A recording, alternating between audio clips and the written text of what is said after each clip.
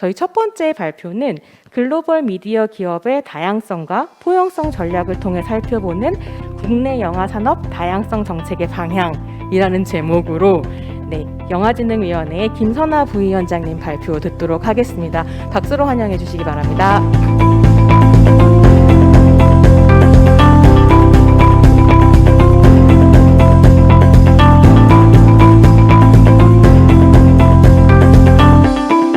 예, 안녕하세요. 영화진흥위원회에서 일하고 있는 비상임으로 일하고 있는 김선아라고 합니다.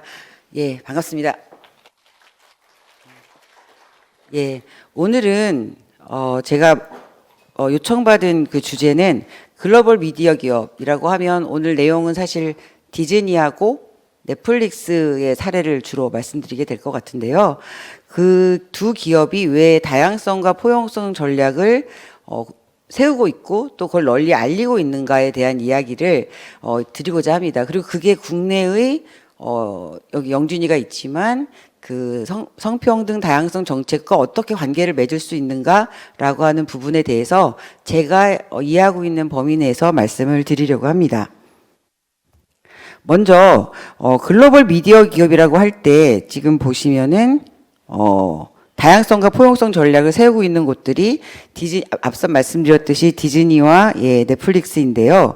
그 중에서 디즈니의 2021 코퍼레이트 소셜 리스판서블리티 리포트, 이제 이하로는 CSR 리포트라고 말씀을 드릴 텐데 그걸 가지고 제가 얘기를 드려보려고 합니다.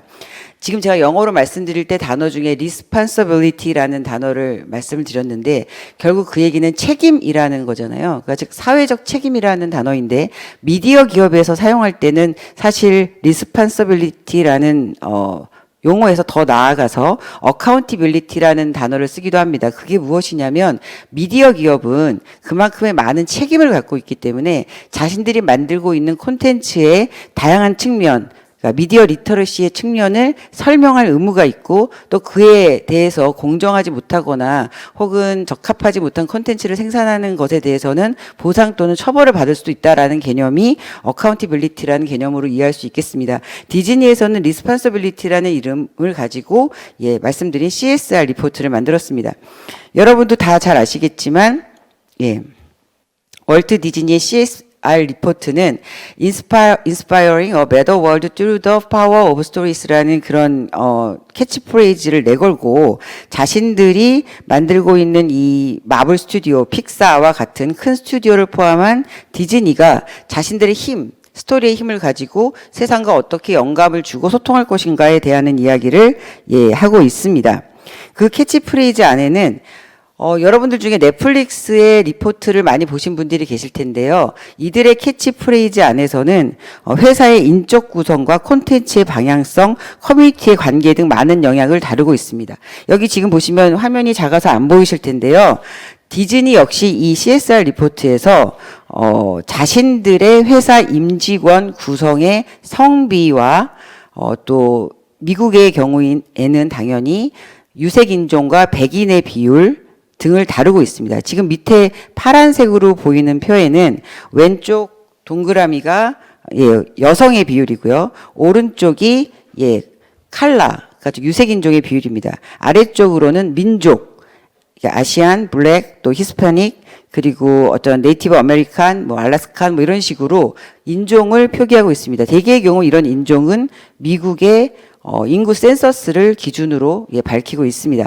근데 이렇게 기업들이 자신들의 임직원들, 더 나아가서는 이제 해외에서 고용하고 있는 임직원들의 구성까지 또 연계된 기업의 성비까지 밝히고 있는 이유는 뭐냐면 결국 우리가 매번 하는 말이지만 카메라 앞의 다양성은 카메라 뒤의 다양성과 연결된다는 것이죠. 그러니까 즉 저희 기업으로 얘기를 들자면 CJ ENM의 수많은 결정권자들이 성비가 여성이냐 남성이냐 이런 것들이 여성 스토리를 이해하거나 여성 스토리를 받아들이는 것과도 연계가 된다는 거죠. 그동안 한국의 그 많은 통계들은 감독, 시나리오 작가, 이런 어떤 창작인데 카메라 뒤에 있는 성비에 대한 통계들은 많이 냈었지만 기업들이 자체적으로 자신들의 성비를 드러내진 않잖아요. 근데 지금 보시다시피 디즈니는 이걸 밝히고 있고 또 넷플릭스도 이거를 밝히고 있습니다. 그리고 디즈니는 이 CSR 리포트에서 자신들이 세계에서의 풍부한 다양성을 반영하는 스토리와 스토리텔링을 아우르겠다고 그렇게 이야기를 하고 있습니다. 뭐 화면이 먼저 넘어갔는데요. 디즈니 콘텐츠에서의 다양성과 포용성의 구체적인 사례는 이제 이후의 연구에서 이어질 거라고 뭐 생각합니다. 여기서 제가 보여드린 캐릭터는 여러분들이 많이 보셨겠지만 엔칸토 마법의 세계의 주인공 미라벨의 모습입니다. 오른쪽에 있는 여성은 로리라는 소녀인데요. 디즈니답게 스토리텔링을 소개하고 있습니다. 어떤 거냐면 로리라는 소녀가 디즈니에 안경 낀 여자 주인공 캐릭터가 나왔으면 좋겠어요 라는 의견의 편지를 보냈고 그 편지를 디즈니에서 받아들여서 미라벨에게 안경을 씌웠다라고 하는 스토리입니다. 그러니까 디즈니가 지향하는 구현하고자 하는 그 다양성은 결국 우리가 이렇게 소통을 통해서 다양함을 캐릭터에 반영하겠다라고 하는 스토리인 것이죠. 물론 이것이 사실이라서 이런 실제 인물이 존재합니다만 디즈니가 이걸 홍보하는 것은 그러한 스토리들을 자신들이 점점 더 널리 알릴 생각이다라고 하는 그러한 이야기가 되겠습니다. 저만 해도 어렸을 때 파란 드레스를 입은 신데렐라 공주를 보면서 자랐는데요.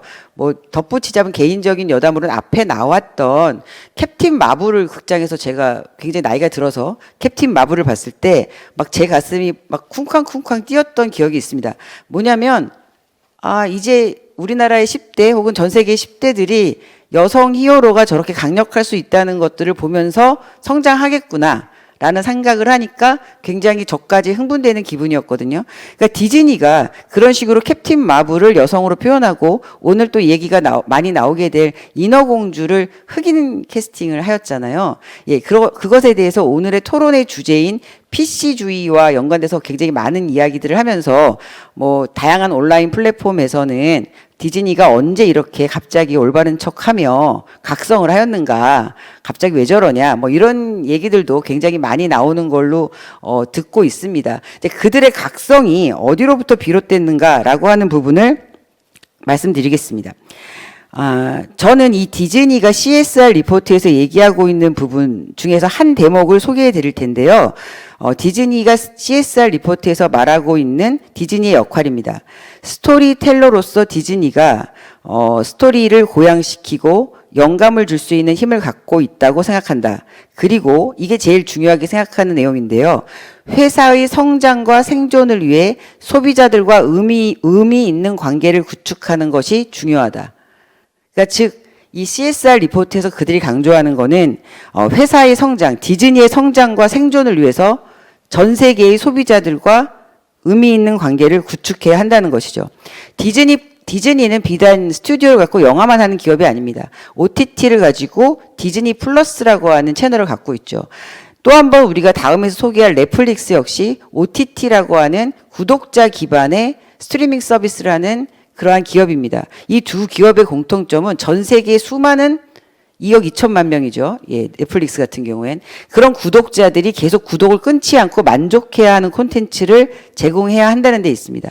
그런데 이 두 기업이 물론 사회적 분위기, 이제 뭐 어떤 ESG 경영을 굉장히 중요시하는 사회적 경영이라고 하는 것들을 중요시하는 문화에서 영향을 받았겠지만 굉장히 공격적으로 자신들의 스토리의 전면에 어떤 다양성 캐릭터를 내세우고 그리고 이러한 수치들을 발표하면서 또 인어공주라는 굉장히 핫한 콘텐츠에서 전선을 확대하고 있는 이유가 과연 각성 때문이냐 아니면 그들이 페이지에서 설명하고 있는 회사의 성장과 생존을 위해서 소비자들과 의미 있는 관계를 형성하기 위함이냐라고 하는 질문에서 저는 자본의 논리는 당연히 경쟁력을 강화하기 위함에 있다라고 이해를 하고 있습니다. 사실 이제 오늘 책자가 만들어질 거라고 소개를 좀 생각을 해서 제 텍스트가 그래서 제가 사실은 PPT에는 텍스트를 많이 넣지 않았습니다. 그래서 이제 좀 말로 설명을 드리고 있는 지점 이해 부탁드리겠습니다. 다음은 넷플릭스입니다. 넷플릭스의 보고서의 링크는 제가 여기 좀 넣어놨는데요. 넷플릭스 리포트는 워낙 보신 분들이 많아서 뭐 우리나라에서 많이 소개가 돼서 뭐 짧게 말씀드리겠습니다. 넷플릭스 리포트는 한국어로는 넷플릭스 다양성 보고서라고 이제 소개가 됐는데요. 원제는 인클루전이란 말이 들어갑니다. 그래서 포용성이라는 말로 소개가 되는데 한국에서는 포용성이 조금 아직까지는 낯선 부분이 있다 보니 다양성 보고서라는 말로 언론에 많이 소개가 되었습니다. 그 성평등 그 통계나 조사에서 굉장히 권위가 있는 USC 애넌버그 포용정책연구소와 함께 넷플릭스가 보고를 한 것이고요. 2018년과 2019년에 넷플릭스의 미국 오리지널 실사 극영화와 TV 시리즈를 젠더, 인종, 민족, 그리고 특정 인종 민족 그룹, 그러니까 소수 그룹, 그리고 LGBTQ, 그리고 장애가 있는 캐릭터의 5개의 대항목으로 나눠서 거기서 각각 스크린 앞과 스크린 뒤로 나누어 분석을 했습니다. 그리고 앞서 말씀드렸듯이 넷플릭스 보고서는 콘텐츠 외에 디즈니와 마찬가지로 디즈니도 콘텐츠 분석을 했지만 넷플릭스만큼 상세하지는 않습니다. 넷플릭스는 굉장히 상세하게 분석을 했고 거기에 더하여 자사 임원과 직원 대상의 통계를 발표합니다. 그러니까 백인이냐 유색인종이냐 그리고 LGBTQ는 자신들이 커밍아웃을 해야 되는 문제이기 때문에 통계에 포함되어 있지 않지만 그러한 통계들을 발표하고 있습니다.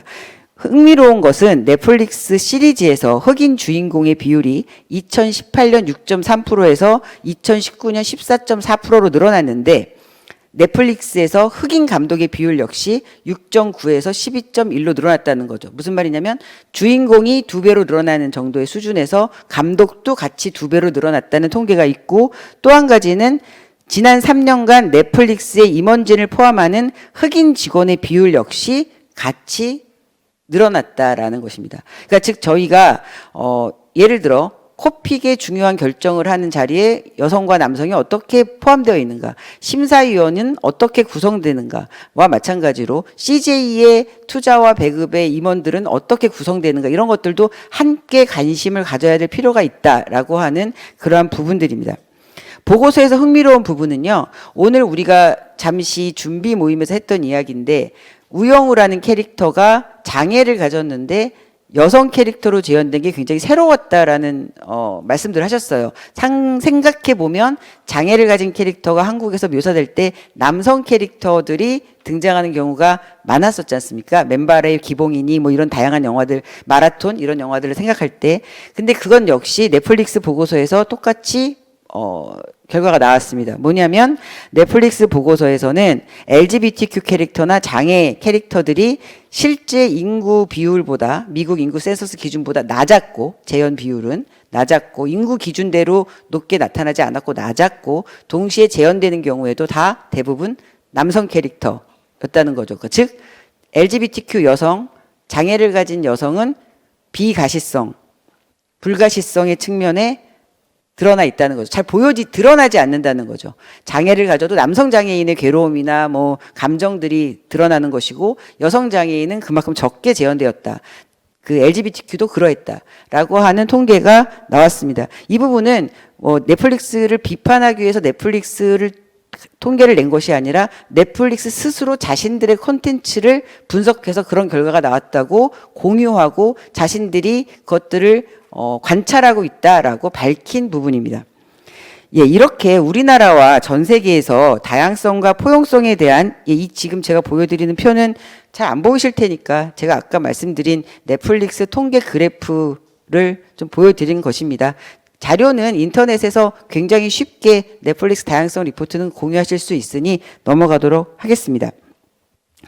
전 세계에서 우리나라에서만 다양성과 포용성, PC주의 논쟁이 있는 것이 아니라 전 세계의 사실은 모든 분야에서 다양성과 포용성에 대한 관심들이 높아지고 있습니다. 예를 들어 지금 여기 되게 많은 국가기구가 나와 있는데요. OECD 같은 경우에는 소득과 기회의 불평등 확산에 대한 대안으로 포용성 성장 이니셔티브라는 것을 시작하였습니다. 그리고 세계경제포럼은 매년 포용 발전 지수를 측정해서 발표합니다. 유엔은 2030년 지속가능한 개발 목표를 채택하면서 누구도 소외시키지 않겠다는 공약을 세우고 개발에 대한 인식체계의 전환을 강조합니다. 이제 이런 것들이 이런 국제기구들이 하는 말들이 우리하고 무슨 관계가 있는가, 다 그냥 표에 그치는 것이 아닌가라고 생각할 수 있겠지만 과거 우리가 스크린 쿼터 투쟁을 했던 영화산업에서 그 시기에 우리가 가장 기대어서 논리를 세울 수 있었던 것이 바로 유네스코의 문화 다양성 협약이었거든요. 그러니까 그렇게 국제기구가 갖고 있는 지향과 방향성은 우리가 어떤 정책들을 수립할 때 크게 의지할 수 있는 기반이 되고 토대가 됩니다. 우리나라 역시 이런 흐름들을 벗어날 수 없기 때문에 우리나라 역시 국가 성장의 중요한 목표로 포용 성장을 발표하고 그에 맞는 보고서를 발간하였습니다. 우리가 포용과 다양성이라고 하는 단어를 정확하게 구분한 정의를 아마 갖고 계신 분은 안 계실 것입니다. 좀 혼재되어 있고 개개인의 정의가 있고 뭐 저의 생각들이 있을 텐데요. 세계은행이 규정한 사회적 포용이 무엇인가에 대해서 말씀드림으로써 포용과 다양성이 뭐 어떤 의미일까 한번 생각해 볼 수 있는 단초가 됐으면 합니다. 사회적 포용은 사회에 참여하기에는 정체성의 기반이 불리한 사람들의 능력, 기회, 그리고 존엄성을 개선하는 과정이라고 합니다. 다양성은 이것보다는 조금 더 확장된 개념으로 생각할 수 있겠죠.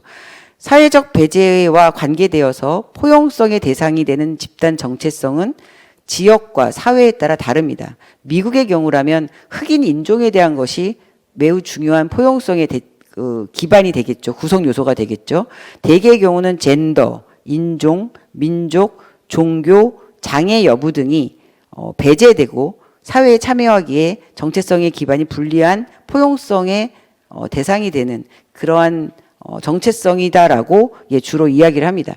다양성의 범위로 가면 좀 더 확장이 되죠. 예를 들어 서울이나 수도권에 거주하면서 문화를 창작하거나 향유할 수 있는 기반과 전라남도나 이런 지역, 남쪽, 섬 이런 쪽에서 문화를 창작하고 향유할 수 있는 기반은 당연히 차이가 있잖아요. 그리고 그 문화들이 포함되고 보여질 수 있는 범위도 당연히 제한되고 이제 이러한 지역 또 계급이라는 게 존재하죠. 어떤 교육을 받았고 어떤 계급에 속하는가. 그리고 세대, 노인 세대에 대한 담론이 얼마나 많이 영화 속에서 포함되느냐 아니냐 이런 것들은 좀 더 폭넓게 다양성의 범주에서 좀 해석될 수 있지 않은가 이렇게 생각을 합니다. 예, 다음 좀 앞당겼네요. 예, 더 비슷한 얘기를 하겠습니다. 예, 영화 산업의 다양성과 관련한 중요한 사례로는 여기 굉장히 잘 알고 계시는 BFI 가운데 있죠. BFI Diversity Standard. 예, 여기 이 BFI의 다양성 스탠다드가 가장 넓게 잘 알려져 있습니다. BFI는 영화진흥위원회와 유사한 조직은 아닙니다. 즉 영화진흥위원회가 현재까지 영화를 중심으로 돌아가는 조직이라면 BFI는 좀 더 폭넓게 여러 가지 영상물의 모든 것들을 관장하는 조직이기도 하고 기관의 성격도 영준이 아주 똑같진 않습니다. 왜냐하면 사회적 형성 맥락이 서로 다르니까요. 근데 이 BFI는 다양성 표준이라는 거를 적용하고 있습니다. 다양성 표준은 뭐냐면 BFI의 영화기금, 우리나라로 치면 영화발전기금이겠죠. 그 예산을 어떻게 사용해야 하는가에 대한 원칙입니다. 그 BFI 스탠다드의 원칙은 뭐냐면 다양성 표준에서 규정한 과소대표 집단에 대한 분배의 정의를 실현하는 것을 목표로 합니다. 나이, 장애, 인종, 종교 혹은 신념, 결혼과 돌봄 책임 이런 것들을 다 어떤 구조화하고 그에 따른 배분을 하는 것을 목표로 합니다. 거기에 따르면 다양성 포용성 전략은 기금을 지원받는 영화의 창작자에 대해 아래와 같이 규정합니다. 성별은 50대 50이어야 합니다. 20%는 영국의 흑인, 아시아인, 그 밖의 인종적 소수자가 되어야 합니다. 네, 그리고 10%는 성적 소수자로 정체화하는 사람이어야 하고 7%는 장애인이어야 합니다. 그게 영화 BFI의 발전 기금을 지원받을 수 있는 인적 구성의 정체성입니다. 여기서 우리가 주목할 거는 다양성이라는 것이 성평등을 배제하는 것이 아니라 50% 50%의 성평등을 기본으로 하고 거기에서 더 나아가 다양한 정체성을 가진 사람들을 포섭하는 관계로 나아간다는 점입니다. 그러니까 즉 성평등과 다양성은 분리되거나 혹은 누군가를 배제하는 것이 아니라 함께 나아가는 전략이라는 점이죠. 한국 영화 산업에서의 다양성에 대한 논의는 이 포럼을 주최한 영화진흥위원회와 떼어서 생각할 수 없습니다. 이제 시간 관계상 3개의 연구를 소개하겠습니다. 한국 영화 100주년 어젠다 연구입니다. 다양성 영화라는 용어가 사실 영화진흥위원회에서는 독립예술영화와 혼재되어서 사용된 것도 사실입니다. 그러니까 즉 콘텐츠의 다양성의 범위에서 사용되어 온 용어라는 것이죠. 예, 그런데 이 다양성 영화를 창작자 혹은 향유자와 관련된 소수자 정체성에 대한 정당한 지분, 지역 문제, 이데올로기 문제 등 포괄적인 다양성의 차원에서 재개념화해야 한다라는 게 한국영화 100주년 어젠다 연구의 내용입니다. 두 번째는 한국영화 성평등 정책 수립을 위한 보고서입니다. 이 보고서는 성평등 소위가 주관해서 했던 보고서라서 더 뜻깊은데요. 성평등과 다양성의 확대는 새로운 관객과 재능을 발굴하는 기회라는 것입니다.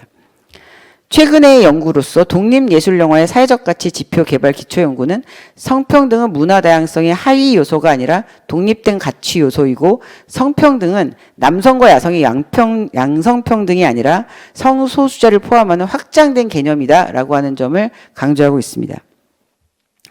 앞서 말씀드렸듯이 마무리 발언하겠습니다. 앞서 말씀드렸듯이 콘텐츠의 다양성만이 아니라 이제는 창작자 그리고 서사의 다양성으로 다양성의 개념의 확대가 필요합니다. 이 부분이 바로 디즈니와 넷플릭스 같은 글로벌 미디어 기업이 전략적으로 다양성을 내세우는 이유입니다. 오징어 게임과 또 지옥이나 이런 시리즈물의 히트가 우리한테 많은 어떤 인스피레이션을 주고 있다고 생각하는데요. 그것들 역시 넷플릭스 입장에서는 지역 콘텐츠인 거죠. 로컬성이라는 겁니다. 즉 다양성의 범주에 들어간다는 거죠. 기생충이 아카데미에서 상을 탔을 때 AP통신에서는 어떻게 이야기를 했었냐면요.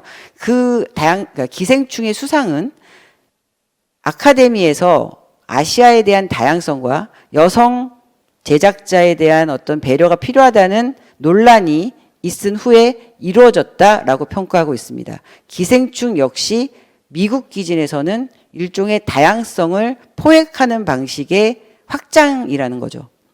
그러면 우리나라와 같은 이제부터 콘텐츠 강국이 되려고 하는 우리나라가 지역주의, 한국의 지역성만을 계속 강조하는 콘텐츠만으로 10년, 20년의 경쟁력을 확보할 수 있을 것인가. 왜냐하면 특히 OTT 플랫폼 같은 경우에는 더더군다나 이 구독 경제를 가야 되고 가입자 수를 늘려야 되는데 그럴 경우에 아시아나 세계로 나아갈 때 그 다양성 기준에 맞는 콘텐츠들을 영화뿐만 아니라 다양한 영상 콘텐츠들이 확대해 나가려는 노력을 아우르지 않았을 때 진정한 경쟁력을 가질 수 있을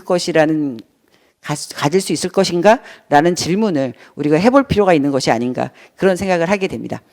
제가 그림 몇 개만 띄워놓고 다 말로만 설명드려서 죄송하고요. 정말 책을 나눠드리는 줄 알았습니다. 그러면 좀 설명이 부족하거나 자료가 더 필요하신 분들은 오늘 발표 끝나고 말씀해 주시면 제가 어디서 인용한 자료이고 내용인지 설명드리겠습니다. 이상으로 발표 마치겠습니다. 감사합니다.